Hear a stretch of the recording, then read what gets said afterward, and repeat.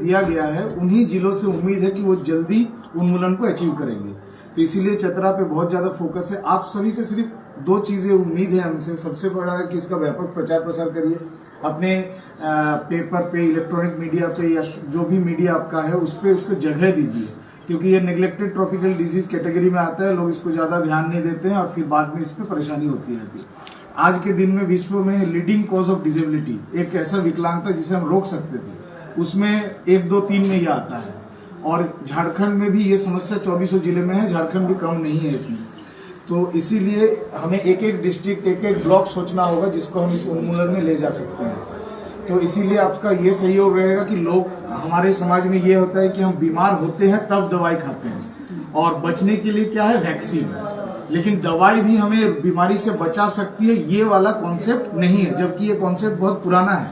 हमारे यहाँ जो आर्मी, सीआरपीएफ के जवान आते हैं, वो क्योंकि जंगल में रहते हैं तो मलेरिया का डर रहता है, तो वो केमो प्रोफाइलैक्सिस लेते रहते हैं, एक दवाई जिससे उनको एनोफिलिस काटेगा तो भी मलेरिया नहीं होगा, तो वो लेते रहते हैं। तो दवाई लेने से भी बीमारी से बचा जा सकता है। ये कॉन्सेप्ट को आप थोड़ा जगह दीजिए, हो सके तो मीडिया में प्रिवेंटिव केमोथेरेपी ये शब्द को इंट्रोड्यूस करिए, लोगों के लिए नया शब्द आए कि हम दवाई खा के बच सकते हैं।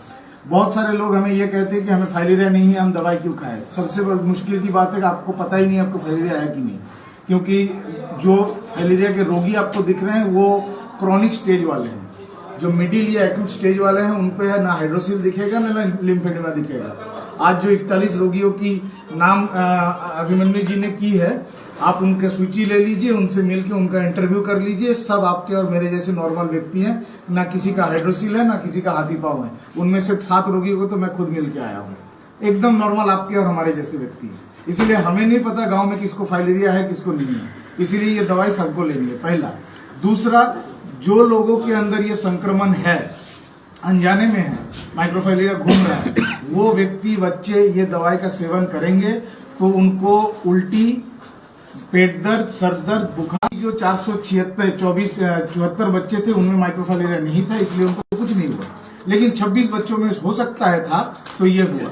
आप सभी से आज, पहले इसको साइड इफेक्ट कहा जाता था, भारत सरकार ने इस टर्म को चेंज करके कहा है पोस्ट कंजम्पशन इफेक्ट, मतलब हमने दवाई खाई और हमें कुछ हुआ। तो इसको हम लोग झारखंड और बिहार में शुभ संकेत भी बोल रहे हैं।